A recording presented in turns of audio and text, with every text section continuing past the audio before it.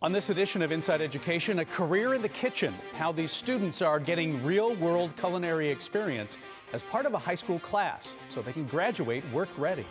Plus, the Clark County School District School Board of Trustees has 2 new members, and we've got them both in studio. Learn why they ran for a seat on the board and what they hope to do now that they've won. Plus, getting your hands dirty. We'll take you along as volunteers plant much more than a garden at One Valley Elementary School. We were taking shovels and we were making our own holes, and then we were putting in the plants, and hard work. We'll explain.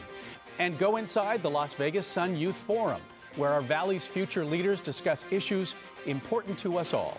Inside Education starts right now. The cornerstone of education is getting to know a student first. We want to make sure that we're supporting families and students. I think that the community should know that their voice counts. And our students have all the potential in the world. Welcome and thank you for joining us for this edition of Inside Education. I'm your host, Mitch Truswell. So what will it take to ensure that students are prepared for our state's future employment needs? For many, the answer is career and technical education, or what's often called CTE. The goal of these programs is to provide students with the basic skills and understanding they will need to enter the workforce, if they choose to, directly after high school. We are continuing to look at these opportunities within the Clark County School District. Recently, I had the chance to visit SECTA, the Southeast Career and Technical Academy, where a culinary program is helping prepare students for a future in the food industry. Today we're doing the 2 chocolate desserts. So we're doing the chocolate sauce and then we're doing the chocolate souffle. Chef John Schlotthaven is one of 2 chefs at Southeast Career and Technical Academy working with students on a daily basis. Students watch the chef demonstration first, then work in groups to complete the task themselves. So the double boiler, the reason why we use it is because it's a gentle way of adding heat to whatever it is that we're cooking. The culinary program is meant to be more than just a cooking class. It's a realistic look and experience of what a culinary career might look like.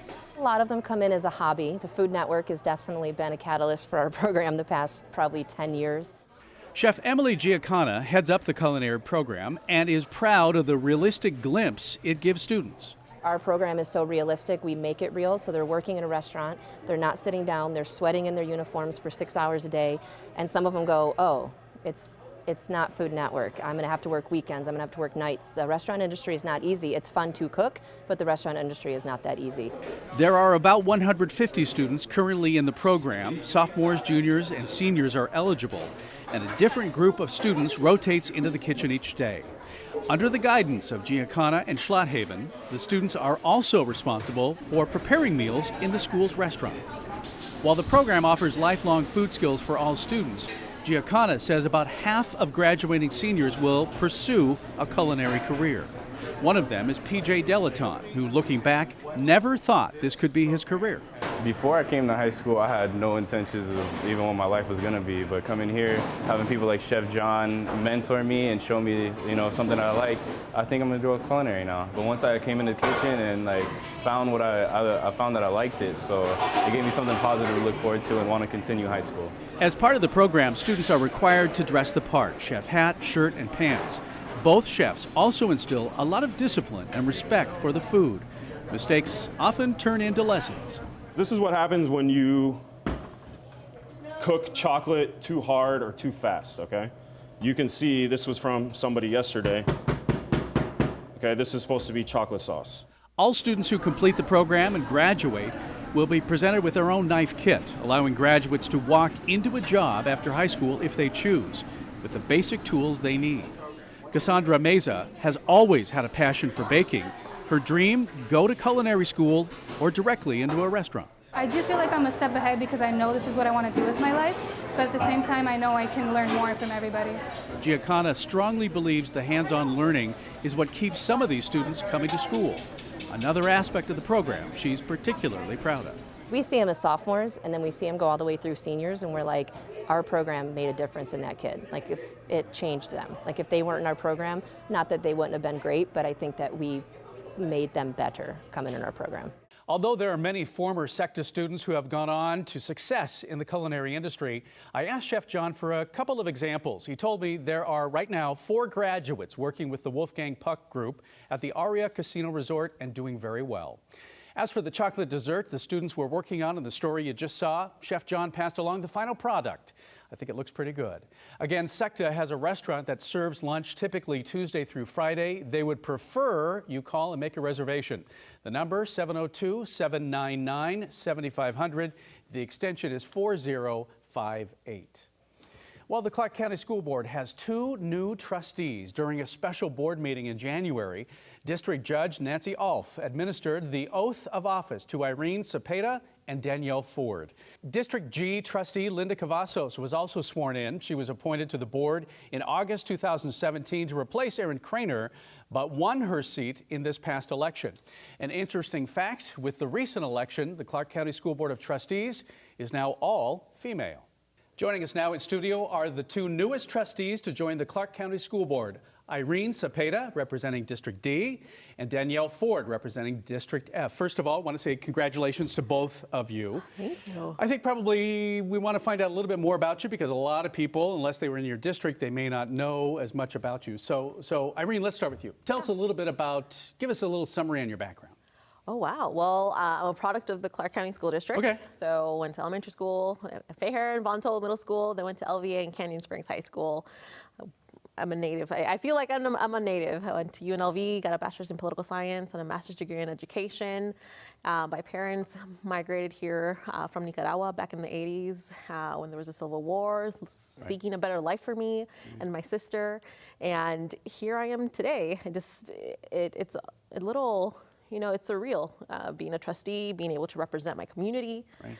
And in between there, you know, I run an educational nonprofit called the Latino Youth Leadership Foundation, where we run a youth conference every year. We're in our 26th annual year. I work at Nevada State College currently. I've been with the Nevada system of higher education for almost 10 years. So I have a strong higher education background. Right. And that's kind of my forte. And yeah, it's an honor to serve. It's an honor to be here. And I'm just always ready for more work. What made you take the step from being so involved in higher education to say, you know what, I think I want to run for the board? Well, there are direct implications. So our students, a large population of our district, go to our higher education institutions here, our public institutions, so CSN, Nevada State College, UNLV. I went to UNLV, worked at CSN, and I work at Nevada State College now, so I love all our institutions equally. You're well-versed. I'm well-versed. At some point in my career, I'm sure I'll be at UNR, maybe. I don't know if that's too... what is it? Betrayal of my university, of my alma mater. Perhaps. But you saw a connection between what was what happens in higher ed and what happens in the K through 12. That's what made you. Yes. So again, my background, at least in my day job, I work with transitions, helping high school students get into college. So that college access piece. So there's always issues like remediation when students get into college and aren't at college level math, college level reading, college level writing. So that was always something on my forefront I saw every day. But moreover, it's just, I know that we have great students in our district, and I want to make sure every student has the opportunity to be amazing and it not be by happenstance that they get to go to college. So. Okay. Danielle, let me ask you that. Let me find out a little bit about your background and why you decided to run for the board. Well, I think it's interesting that Irene and I both joined the board at the same time because we have similar values, but we have very different backstories. Okay. I am also a product of CCSD, but I left CCSD a year early. I got my GED. Okay. And I went to 8 different CCSD schools. And the reason why I ran ultimately was that I felt like CCSD failed me in a lot of ways. And I want to support our students who are on track to attend college, but I also want to make sure that the 70% or so of students who aren't going to go to college are ready for a career. And I ended up, when I dropped out of school, I got my GED the next week and I went to beauty school. And a year later, the same month that my friends got their diploma, I got my aesthetic license. So I had a trade at the same age. Right. I ended up having 2 kids, becoming a young mother. I was a military wife, and now I'm a divorced military wife. And I've seen a lot of things with my kids. My kids are now in high school and junior high, and I was really involved in their education, especially in elementary school, serving as a Cub Scout leader and on the PTO and in the classrooms. And there's a lot of things that I realized that haven't changed since I was in CCSD. Do they go to a CCSD school? Yeah, they both do. Okay. Their whole lives. All right. So let's talk about that. So you each have different areas that will help you address the needs, but you know sometimes in the decisions that are made, you're going to make people mad. You know, you will. Are you guys prepared for that? I mean, not everybody's going to love every decision that you make, honestly. Absolutely. There's always going to be a group that doesn't agree with your decision. That's just how it's going to be. Everything is really, a lot of times, black and white, and you just have to decide what we think are the right things to do and stick with that. So that's what I intend to do. Yeah, and you try to be as methodical with your decisions, where you're taking qualitative data and quantitative data, taking the numbers and the stories, and making sure that you make the best decision for our students. For the students. Yeah. Yeah. So let's move on, because it's interesting to find out about you, but we're going to run out of time.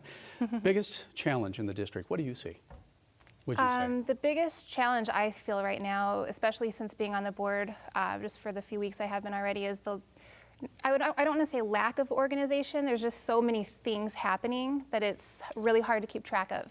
Okay. So we really need to tighten it up and be able to get better data and really be able to see what's working, because we do have some great things that are happening, a lot of things that aren't so great, but it's really hard to know, where the money is best used without having that data to be able to quantify it. So. Right, and the superintendent seems to be all about that. He's all over it. If it's not working, we're not going to do it. What would you say, Irene, the biggest challenge? I think I'll piggyback a little bit. There are definitely some efficiencies that we could streamline to make sure that we were the most efficient organization. But with that, it's funding. We need more money. Yeah. We grossly underfund our student, our per pupil, which leads to a myriad of other issues.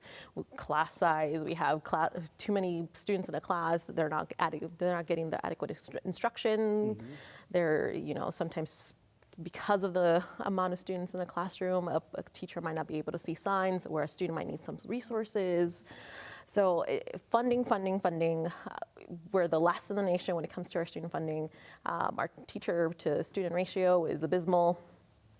And again, it comes down to money. Like, I don't think we've ever I've never heard anyone say, money isn't going to help this specific intervention, to help fund a specific intervention. Okay, so let's talk about, there's some pretty big goals on the table that the superintendent laid out in the Focus 2024.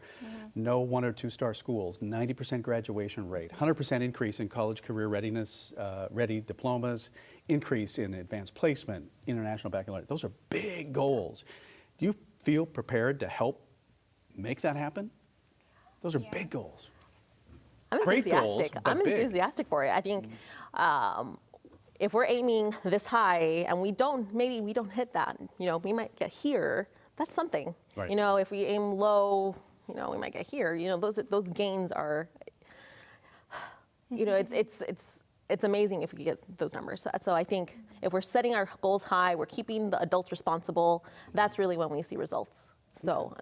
And we have, the trustees have kind of said that same thing, like are we over delivering? How are we gonna make these promises happen?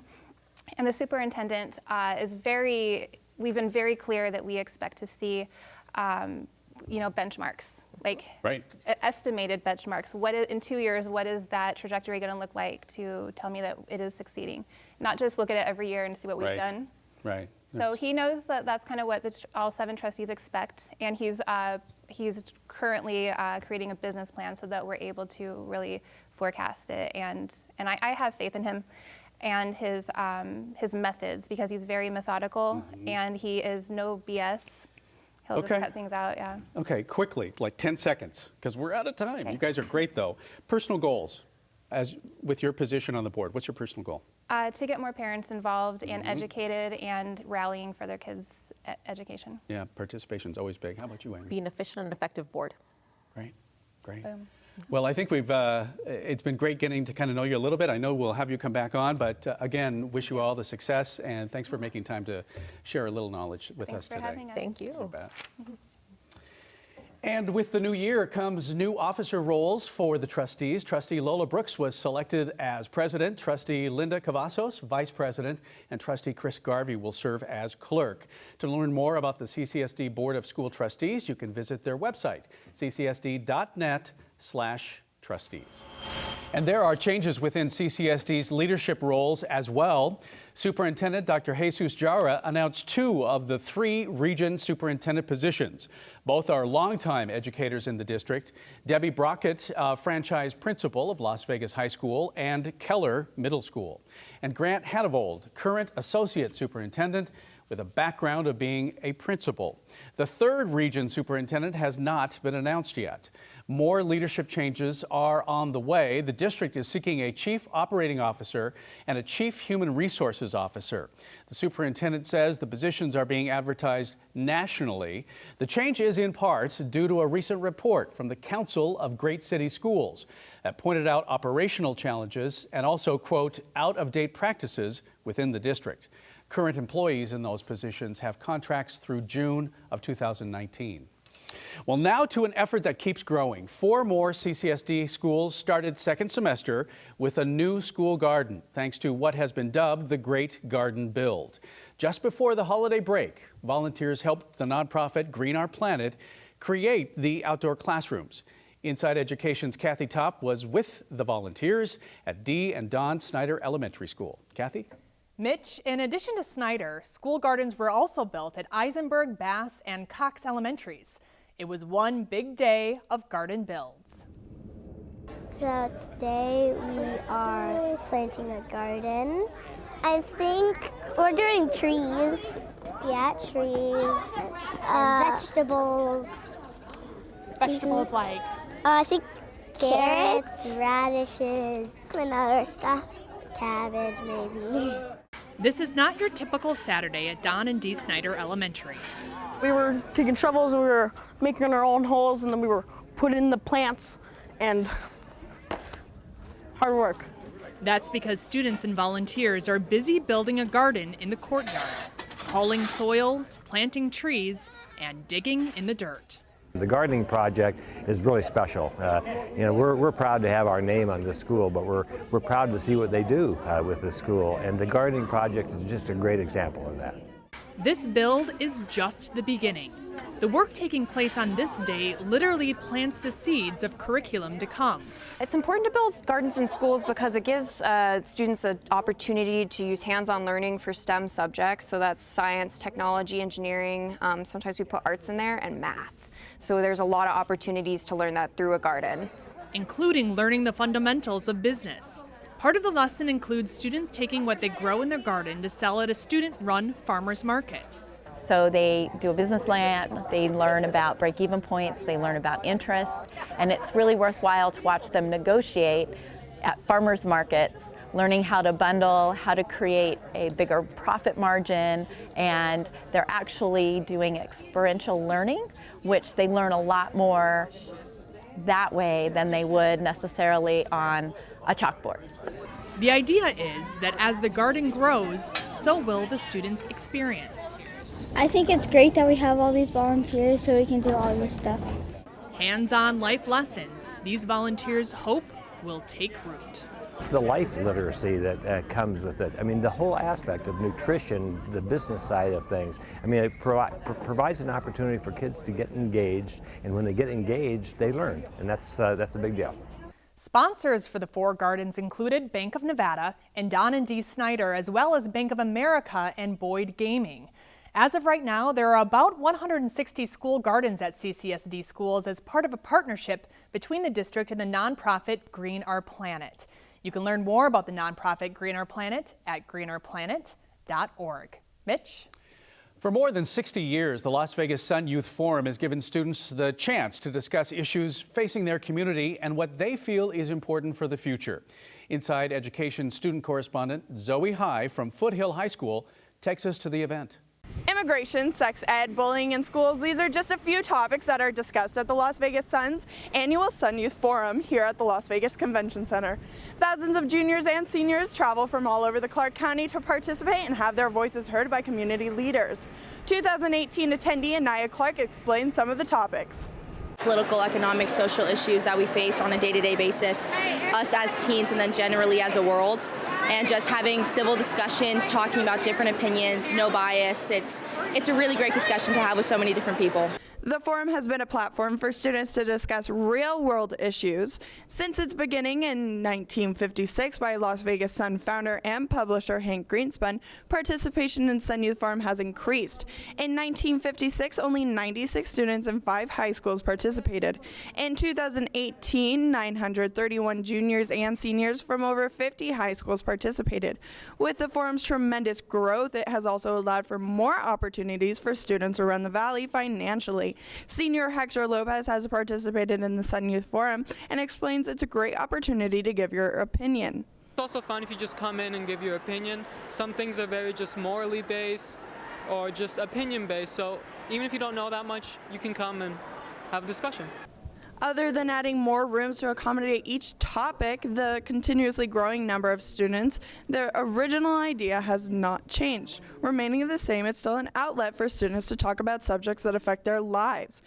For Inside Education, I'm Zoe High with producers Logan Winter and Kaylee Goodwin. Mitch, back to you.